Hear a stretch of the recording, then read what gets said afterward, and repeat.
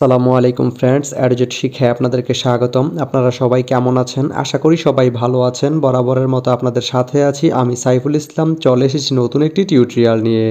So আজকের টিউটোরিয়ালটি কোন বিষয়ের উপর হতে চলেছে সেটা নিশ্চয়ই আপনারা টাইটেল এবং থাম্বনেল দেখে অলরেডি বুঝে গেছেন। তো আমি কথা বাড়াবো না, চলে যাব মেইন টিউটোরিয়ালে। আর মেইন টিউটোরিয়ালে যাওয়ার আগে একটা কথা বলে নিতে চাই, আপনি যদি আমার চ্যানেলে নতুন হয়ে থাকেন তাহলে অবশ্যই আমার চ্যানেলটি সাবস্ক্রাইব করে নোটিফিকেশন বেলটি অন করে দিবেন। আর যারা অলরেডি সাবস্ক্রাইব করে রেখেছেন তাদেরকে অনেক অনেক ধন্যবাদ। যারা আমার এই ভিডিওটি ফেসবুক থেকে দেখছেন তারা আমার পেজটি ফলো করে সাথেই থাকবেন। তো চলুন চলে যাই মেইন টিউটোরিয়ালে।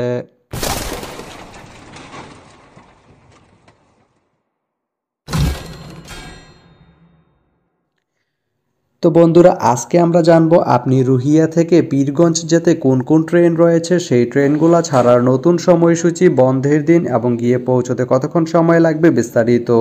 তো আমি যদি আপনাদেরকে ট্রেনের সময়সূচিগুলো বলে দেই, আপনি রুহিয়া থেকে পীরগঞ্জ যেতে প্রথমেই যে ট্রেনটি রয়েছে সেটি হচ্ছে দুলনচাপা।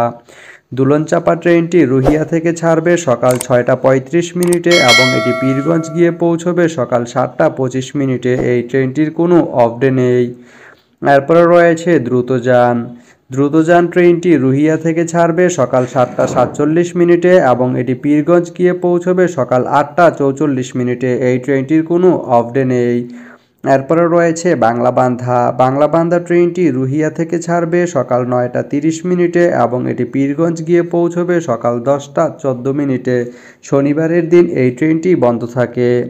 এরপরে রয়েছে কাঞ্চন। কাঞ্চন ট্রেনটি রুহিয়া থেকে ছাড়বে বিকাল 4টা 3 মিনিটে এবং এটি পীরগঞ্জ গিয়ে পৌঁছবে বিকাল 4টা 57 মিনিটে। এই ট্রেনটির কোনো অফ ডে নেই।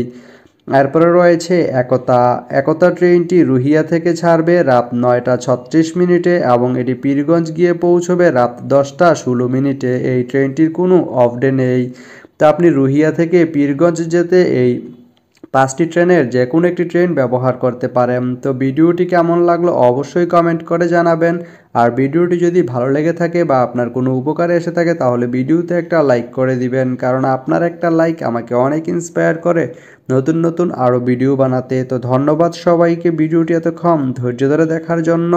ভালো থাকবেন, সুস্থ থাকবেন, অ্যাডজেট শিক্ষার সঙ্গেই থাকবেন।